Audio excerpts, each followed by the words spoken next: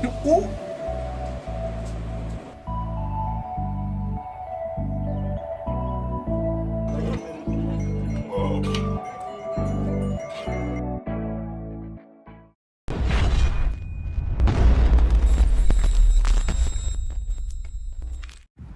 Hello नमस्कार सत श्री अकाल। कैसे हैं आप सभी लोग? आपका स्वागत है मेरे यूट्यूब चैनल माइल्स विद गर्व में। बहुत दिनों से मैंने अपनी वीडियोस निकाली नहीं थी, तो इसलिए मैं अब एक छोटी सी वीडियो निकाल रहा हूं जो कि मेरा होगा ट्रिप टू धर्मशाला। ये वाली वीडियो में मैं डायरेक्ट धर्मशाला नहीं जाऊंगा। सबसे पहले हम जा रहे हैं हमीरपुर डिस्ट्रिक्ट। हमीरपुर डिस्ट्रिक्ट में पड़ता है दियोटसिद्ध। दियोटसिद्ध में एक टेम्पल है जो कि शिवजी जी के एक अंश है, उन्हीं का टेम्पल है। तो मैं आपको वो टेम्पल दिखाऊंगा, वहाँ की जो स्टोरी है वो भी बताऊंगा। तो चलिए आइए चलते हैं मेरे सफ़र पे, और तब तक के लिए बने रहिए इस मेरी वीडियो में। फिर हम रात को 11 बजे निकले थे एंड सुबह हो चुकी थी। जैसे आप इधर देख सकते हैं कि सुबह हो चुकी है। मैं स्टिल अभी तक ड्राइव कर रहा हूँ क्योंकि जो डिस्ट्रिक्ट है, जो हमारा हमीरपुर डिस्ट्रिक्ट है, वो 400 किलोमीटर्स दूर है दिल्ली से। तो पूरी रात लग जाती है, मेरी आंखों में नींद चढ़ी रहती है, इसलिए मैं वीडियो नहीं बना पाया। तो इसलिए मैं सुबह स्टार्ट करता हूँ वीडियो बनाना। एंड उसके बाद फिर हम एक हॉल्ट लेते हैं। वहाँ पर हम अपनी गाड़ी को खड़ा करते हैं जस्ट मंदिर की कुछ दूरी, मतलब कुछ एंट्री होती है उससे दूर, जहाँ पे एक बोर्ड आता है। वो बोर्ड में साफ साफ लिखा है कि यहाँ से मंदिर की शुरुआत हो चुकी है श्री बाबा बालकनाथ की। यही है बाबा बालकनाथ, जो कि शिवजी जी के एक अंश थे। एंड इसकी स्टोरी मैं आपको आगे चल के बताऊंगा। फिलहाल जब हम चलते हैं तो यहाँ से फ्लैग्स जो है वो आना स्टार्ट हो जाते हैं, मंदिर की शुरुआत हो जाती है। यहाँ से फिर हम आगे होटल की तरफ पहुँचते हैं जहाँ पे बहुत ही अच्छा व्यू आता है। और जो ये होटल है, ये होटल जो है जस्ट 2 किलोमीटर्स पहले पड़ जाता है मंदिर से। इधर का जो व्यू है वो बहुत ज़्यादा सुंदर है, इसलिए हमने इस होटल को किया भी था। यहाँ का स्टाफ भी बहुत ज़्यादा पोलाइट है। ये होटल का नाम है होटल ग्रीन वैली। जब भी आप यहाँ पे विजिट करेंगे मैं तो आपको ज़रूर रिकमेंड करूँगा कि दियोटसिद्ध में आप ये वाला होटल लीजिए, क्योंकि यहाँ का जो स्टाफ है बहुत ही ज़्यादा पोलाइट है। जैसे ही हमने होटल के अंदर एंट्री करी, यहाँ का जो पूरा वाइब था वो काफ़ी अच्छा हिमाचली वाइब भी लग रहा था। कहीं कहीं वुड्स के बने थे। एंड जो वहाँ का जो थोड़ा सा फ्रेगनेंस एंड स्मेल होती है वो भी बहुत अच्छी थी। जो रूम था वो हमने 1500 रुपीज़ में लिया था। एंड कि काफ़ी अच्छा एंड स्पेशियस रूम था, अगर मैं 1500 रुपीज़ के हिसाब से बताऊंगा। एंड जो बाथरूम था वो भी बहुत ज़्यादा स्पेशियस था। ओवरऑल मैं बोलूँगा कि ये जो रूम था पूरा वर्थ इट था। उसके बाद हम लोग निकल गए थे टेम्पल के लिए एंड हमें जाना था दियोटसिद्ध। आगे रास्ते में चलते चलते हम एक हॉल्ट लेते हैं दियोटसिद्ध में। दियोटसिद्ध में ऊपर आप देखेंगे हिल टॉप में मंदिर विजिबल है। ये जो मंदिर है ये चकमोह विलेज में पड़ता है एंड यही बाबा बालकनाथ जी का मंदिर है। फिर हम मंदिर में अंदर जाते हैं एंड प्रसाद पैक करवाते हैं। ये प्रसाद जो है इनको रोट बोला जाता है, ये एक तरह से मीठी रोटियां होती हैं। उसके बाद हम प्रसाद को पैक करवा के मंदिर में एंट्री लेते हैं। मंदिर में एंट्री लेते ही बहुत अच्छा सा एक सुकून सा वाइब आता है एंड काफ़ी अच्छी हवा चल रही होती है एंड बहुत ज़्यादा दिल को सुकून मिलता है। जो आप सामने देख रहे हैं ये बाबा बालकनाथ का एक पोर्ट्रेट है। इससे रिलेटेड जो मैं स्टोरी है वो आपको आगे चल के बताऊंगा। उसके बाद फिर हम लाइन में चलने लगते हैं आगे। लाइन में आप देखेंगे कि एक जगह मेल्स के लिए होता है एंड एक जगह फीमेल्स के लिए होता है। मेल्स जो हैं वो आगे तक जाते हैं आइडल के पास, वहाँ दर्शन करते हैं, और जो महिलाएं हैं, लेडीज़ हैं, वो पीछे की तरफ रहती हैं।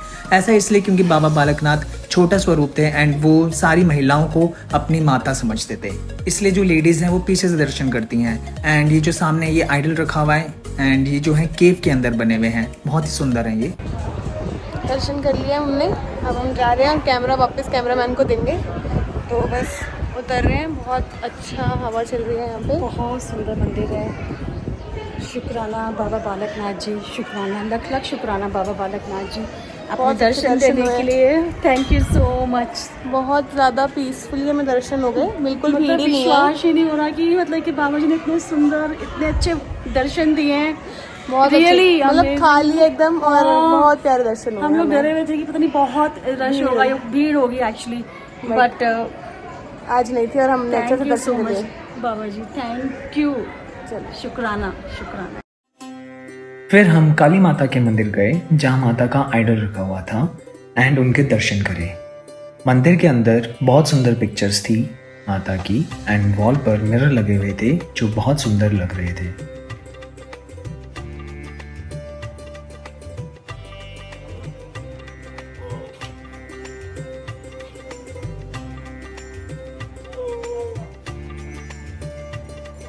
बस फिर क्या, फिर हमने दर्शन किए और इसके बाद हम निकलेंगे शाहतलाई के लिए। तब तक के लिए हमने थोड़ी देर के लिए यहाँ बैठ के जो व्यू है उसको एंजॉय किया। देवसिद्ध में दर्शन करने के बाद फिर हम लोग गए शाहतलाई। बाबा बालकनाथ की जो स्टोरी है वो मेन शाहतलाई से ही स्टार्ट होती है।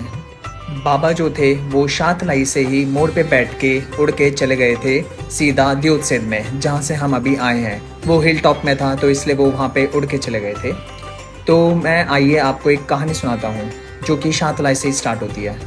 बाबा बालकनाथ के मंदिर में लोग जो हैं वो पंजाब, हिमाचल, जम्मू कश्मीर और हरियाणा इन जगहों से आते हैं। बाबा बालकनाथ की जो मान्यता है वो हिमाचल और पंजाब में ज़्यादा है एंड पंजाब और हिमाचल से जितने भी लोग हैं वो ज़्यादातर इधर ही शाहतलाई में इनके दर्शन करने के लिए आते हैं। ये हमारे कुल देवता भी हैं, तो इसलिए आइए मैं आपको इनकी कहानी अब आगे चल के सुनाता हूँ।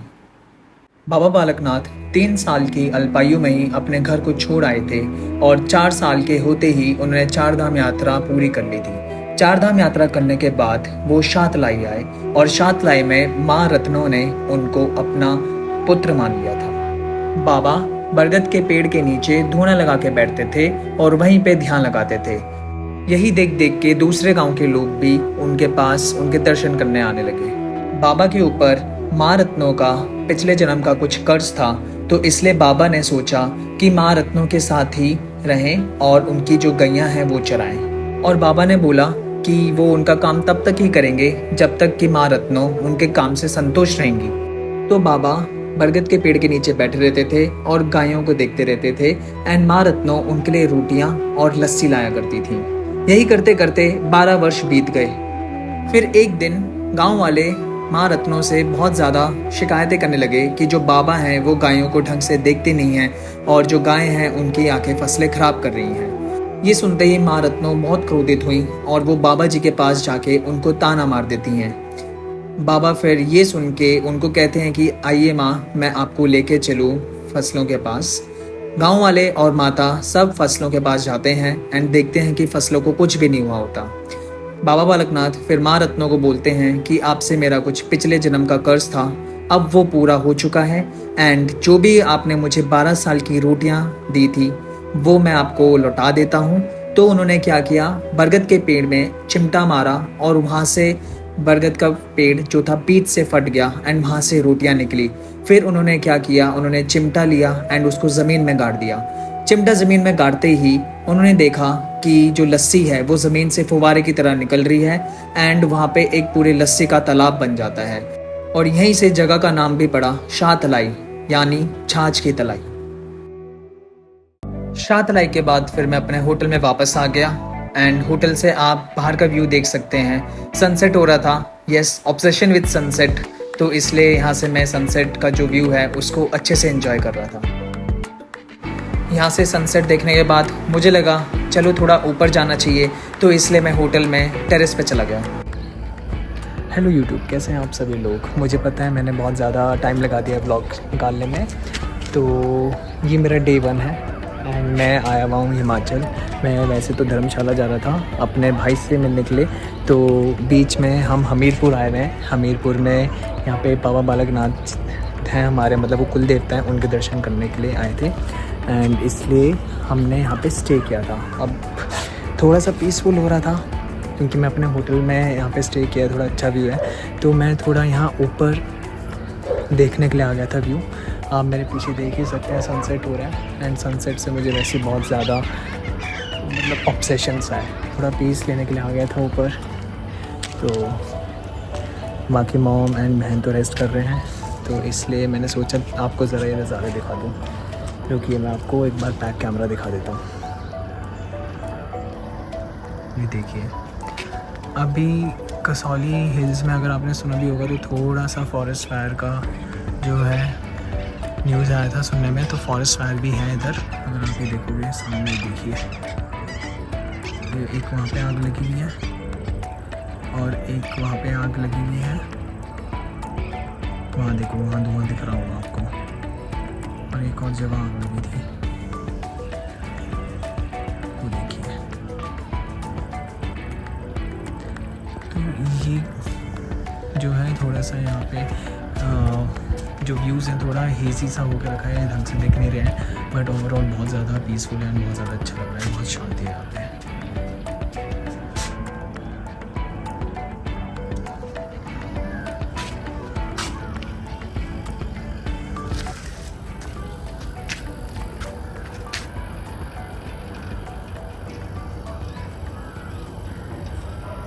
बस धीरे धीरे सूरज ढल रहा था और शाम हो रही थी। एंड आज का जो मेरा दिन था शाहतलाई और दियोत्सिद में बहुत ही ज़्यादा अच्छा गया था।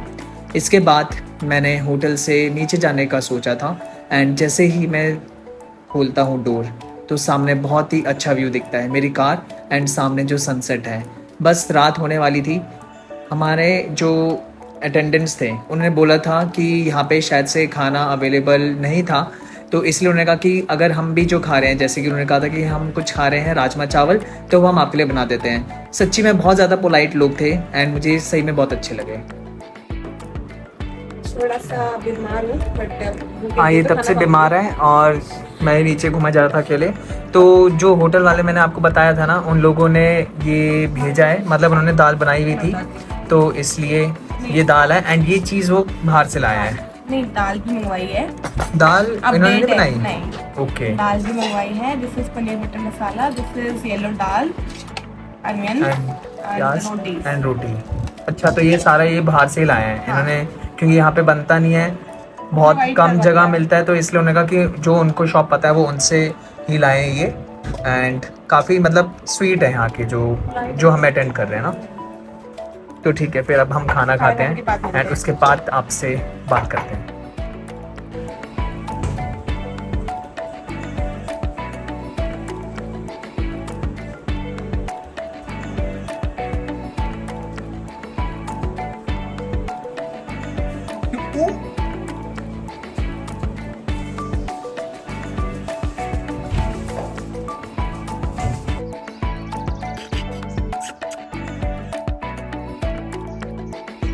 तो आज का जो दिन था वो मेरा था दियोत्सिद में, जो कि हमीरपुर डिस्ट्रिक्ट में पड़ता है। यहाँ से अब हम जाएंगे धर्मशाला की तरफ। मेरे साथ मेरी आगे की वीडियोस में आप बने रहना। तब तक के लिए बाय, शबा खैर, टेक केयर, अपना ख्याल रखना और अपनों का भी ख्याल रखना।